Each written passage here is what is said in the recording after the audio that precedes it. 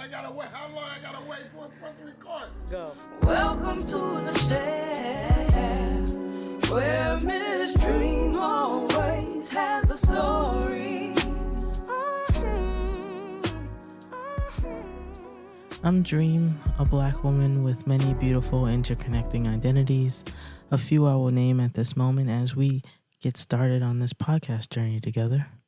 A Bostonian, born and raised in the inner city, Dorchester and Roxbury neighborhoods, to a teenage single mother who has my whole heart. An educator, I've been working with youth and children since my teenage years, and formally, I have been teaching almost a decade now. That's wild to think about.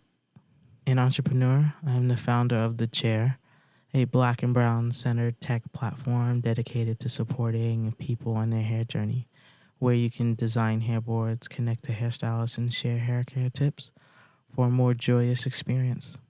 I have a workable site, my prototype. It took me 2 years to build, and now I'm on this adventure that you're currently on with me. My goal for this podcast is to share stories, black stories, educator stories, entrepreneurship stories, and hair stories. I want you to leave each episode with the opportunity to gain new insight, just a glimpse into my world or the worlds that are featured on my podcasts, a little chuckle during your day or night, possibly a little anger to encourage you to advocate for justice, and hope to continue learning and dreaming. So come in and listen to the beautiful voices in the chair as they share their stories, starting with me. Where we share stories in the chair.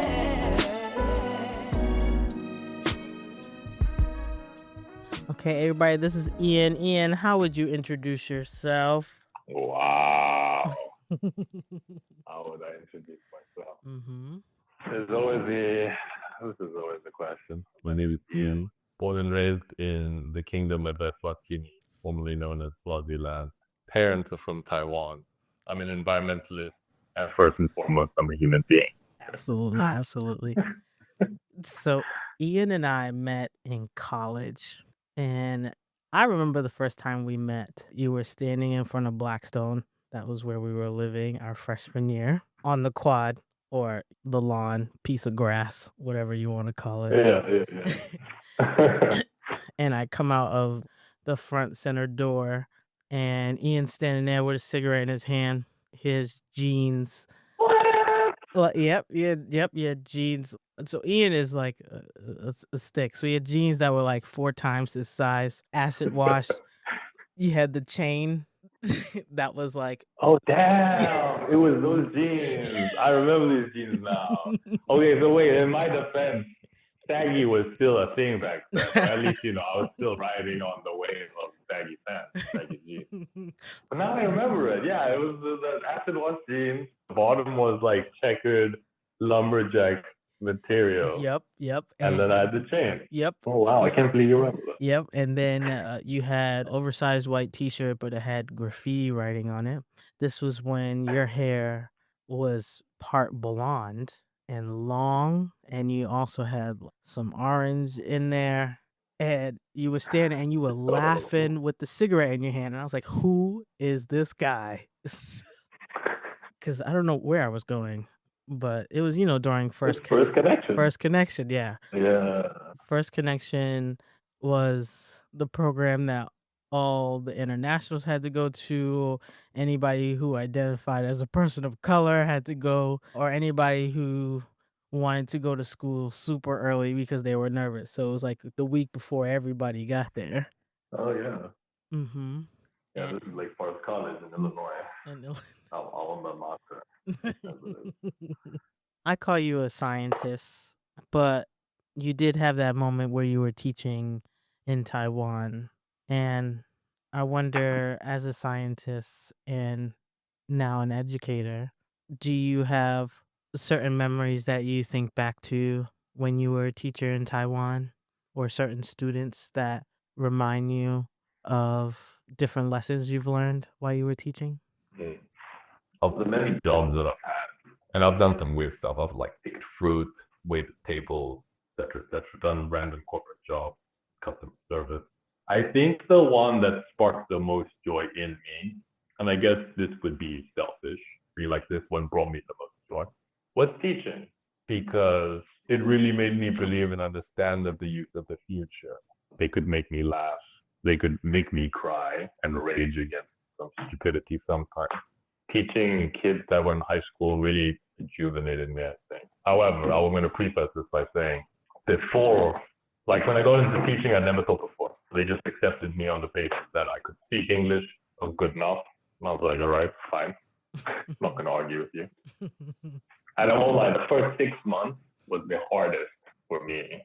Probably like the hardest of all my jobs. Flat out across the board. Out of my entire life, I think teaching was the most stressful. I didn't know how to portion my time. And I wasn't exactly a good public speaker either. I couldn't see myself in an authoritative position, I guess you would say.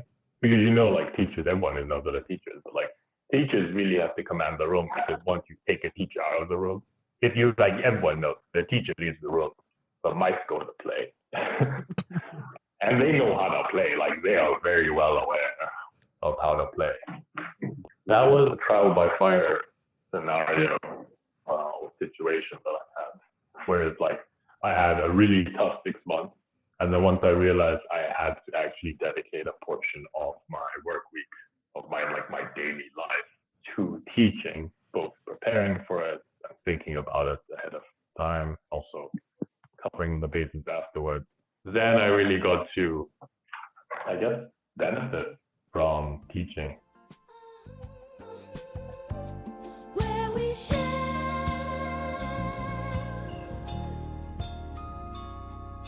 stories in the chair.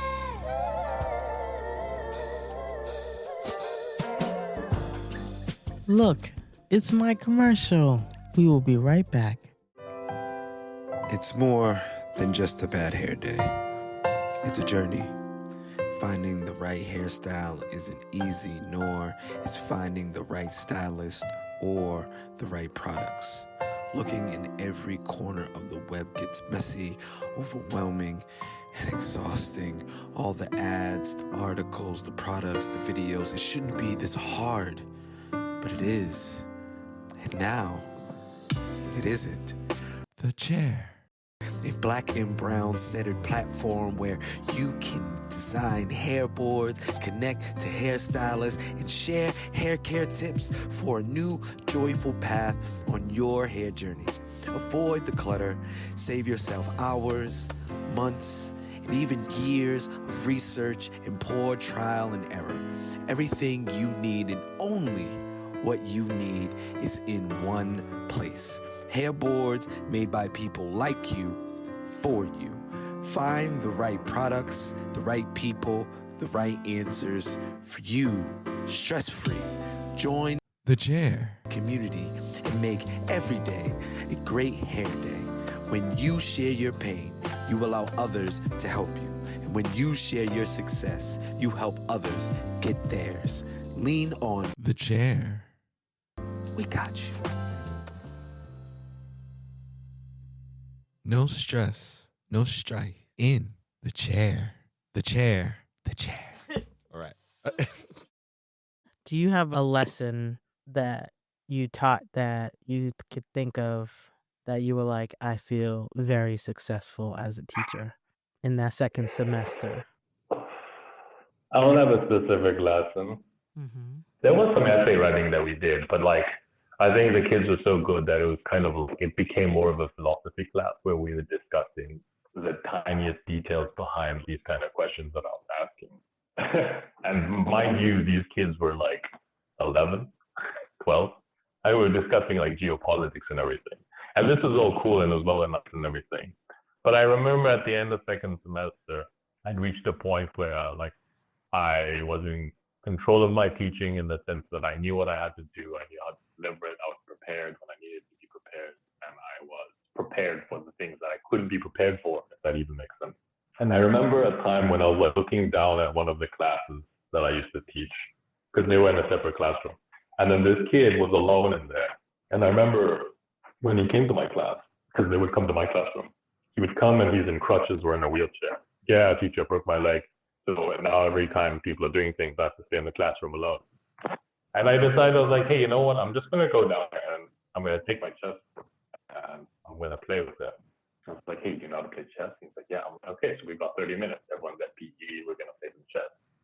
And then quickly developed this thing. It was like a tiny chess club between him and I. And then gradually all the students into this and everyone wanted to play me in chess. Well, I could play chess. And I was like, it was like tapping unknown potential because these kids loved chess and they were so busy doing classes and other things in their lives as part of the Taiwanese curriculum. But you give them a little bit of an out to still like have fun, but also do something that's new and like it still requires you to think. And they would love it. They all like really chasing me for this opportunity. And that was like one of the things that I did or I regretted about when I was leaving, because I was like, I'm sad I'm leaving this behind because I'm sure that the kids themselves had all the emphasis. They wouldn't need any. They just needed a little bit of time here and there and some coaching, and they would do really well. What's your favorite chess piece? The knight. Don't even have to think about it. The knight is my favorite.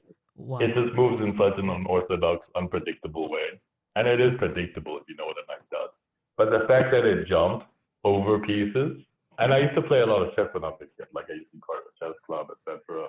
Played so much chess at one point. I think the last year of primary elementary school. Part of my home is tiled on the floor, these big tiles. And I remember walking them, and I would only walk the squares of a knight. I would skip 2 and then go 1 left, 1 right. And then I was losing myself. Eventually my mom was like, no, you need to take a break. You need to stop now. I'm like, okay, yeah, maybe. But like, yeah, literally I was that upset. So I'm afraid walking like a knight. Don't laugh at me, dude.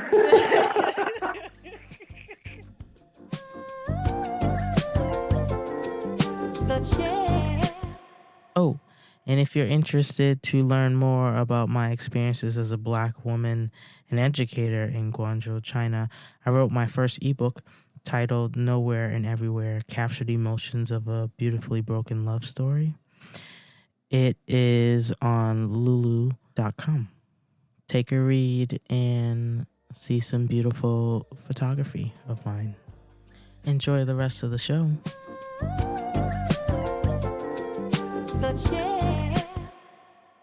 When I graduated college, I barely passed. My GPA was lacking. You're told like, GPA, you gotta have like this magnetism comes out or whatever. I was just like, yo, he's getting degrees. Let this guy pass. You know what I'm saying? I stayed an extra semester, struggled my way. I was thrown over that burning bridge. I barely made it through, but I made it. Coming from a place of Asian parents, high expectations, went with the free ride to college, etc.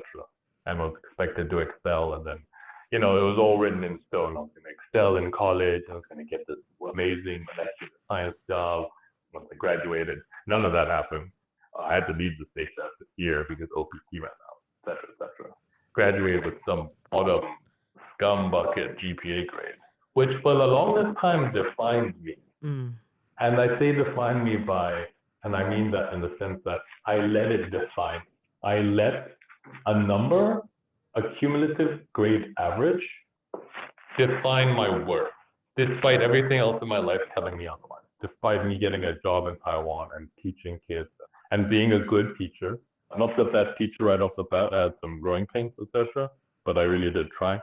Tried to be a good teacher, became a good teacher. And while I was teaching in Taiwan, because I only had so much time to teach, I started thinking about my future. And one of those was I wanted to study a master's in environmental because I'm really passionate about environment, about climate change, sustainability, etc. All the key buzzwords these days. But I was doing that shit before it was popular. When I was applying to these programs, I remember looking at the states and I was like, damn, $50K a year for master's programs, this much and this much. And I remember applying to Europe as well. And I remember just applying blanket to a whole bunch of European schools and literally thinking for every single one, I was like, I hope I'm good enough to be accepted to these programs because of my cumulative grade average. And then I remember having an interview at the school that I actually ended up going to. And the interviewer, who was the head of the program, asked me, he's like, hey, so Ian, you put down this much for the GPA.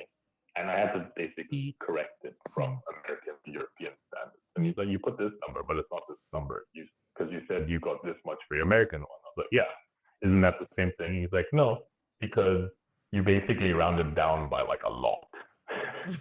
You literally rounded down by like a whole bunch. But actually, in actual fact, this is your grade. And I was like, oh, well, yeah, okay. In my mind, I was still doing this thing where I was compensating. Well, I was rounding down because I was compensating because I thought that I was good enough. And he's like, no, but your actually true value was this. And once converted, it was better than what I had put. No, it wasn't actually that terrible.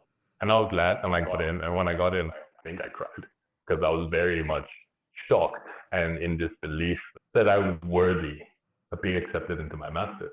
And then further than that, fast forward when I passed my master's and I got a decent grade. When I got that grade, I was so surprised. And I was like, it was very validating because my whole life up to that point, post-college until then, I was like, oh, I'm not good enough for this. I'm trying really hard. I'm studying. I'm writing my thesis, but it's still not good enough. You know, it's been defined by this sort of failure in liberal arts college. And then so when I got a really good mark for my master's, I was like, wow, this is so, why did let this hold me back for so long? But I did, you know, I had lived through it. I think from that point, I tried to, as hard as I can, shed the imposter mold, that kind of shell to be behind. And even if it, again, it rings true into that bit of head over, fake it till you make it. I'm like, I would prefer to own something and embrace it, but also realize if I'm doing something wrong, rather than second guess myself. Because if I second guess myself, then no one's gonna know what I could do. And how do you define value now? That's a really good question. How do I define value? In what sense? So before, value was the GPA, and then in your master's program where you studied, please say the complicated name. I studied GIS for my master's. GIS. It was a master's in Geographic Information Systems. Geographic Information Systems. So my guy here studies Geographic Information Systems. And and his value is redefined. You writing this thesis, building this thesis, and now you are validated by the people around you, the work you're doing, the impact you see through your research. After graduating, how would you define value for yourself internally instead of it being outwardly through a GPA, through a thesis? Yeah. So understanding that my value is not a GPA, is not a thesis, etc. Also put me in this place that was like, a person's worth is not defined by the knowledge that they hold within them. It's like we're not libraries that are comparing to each other. Oh yeah, this is a bigger library because he's read more philosophy, etc. Or this person studied more of that, or this and that. And it sounds very cheesy, I guess. Understanding that my work wasn't defined by knowledge, academia or like knowledge, and rather it really made me think that despite all like how intelligent a person might be or how whatever successful perhaps in how our society defines success and wealth and impact and influence, I think it goes back to value for me became something much simpler in the sense that are people ethically and morally sound? Do you care about other people? Which is strange. Why would that be strange?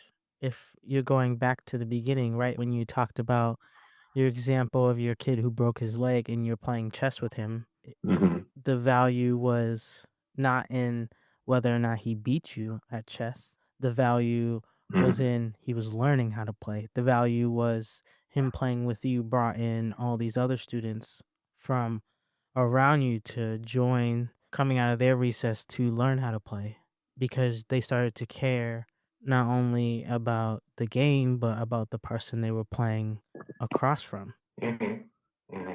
Yeah, it almost makes me think that it's seemingly an obvious thing to always hold.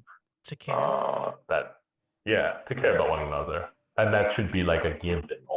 but it's like I've become lost in the sauce of just studying. Like I'm just trying to get a grade. I came here for a purpose, etc. I'm trying to get a good job, trying to save the environment, blah blah, trying to save the world. And as much as I see that my actions have impact on the world and the environment, and I hope to further that impact as best as I can, all the time it just boils down to just care about other people.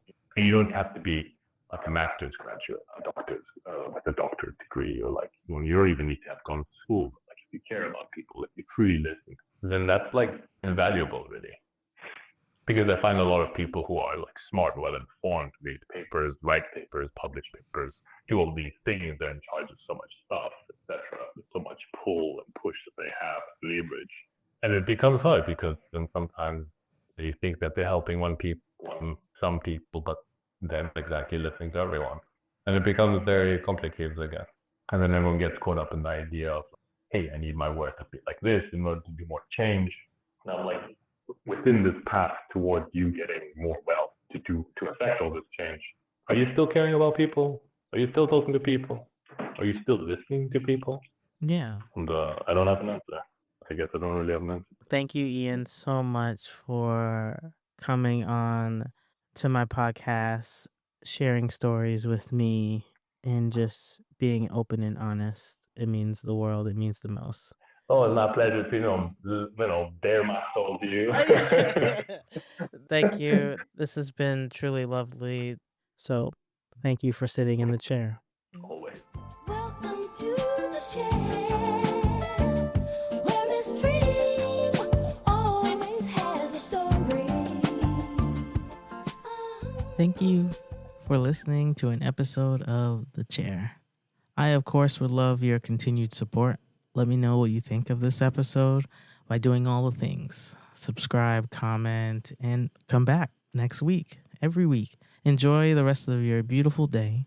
Or if you are like me, enjoy that moonlight and that one star under all your city lights. Love you. Talk to you later. The chair. How long I gotta wait for a press record? Go. We support her. Shit. Do your... Welcome to the chair, where Miss Dream always has a story.